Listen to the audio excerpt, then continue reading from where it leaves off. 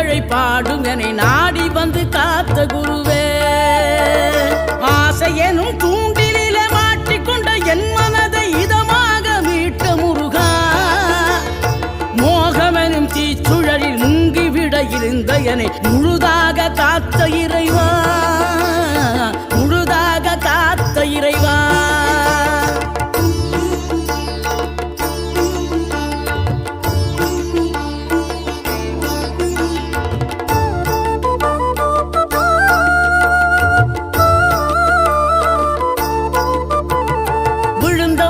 எழுவதுவும் எழுந்தவர்கள் விழுவதுவும் முருகாவும் செயலாலன்றோம்.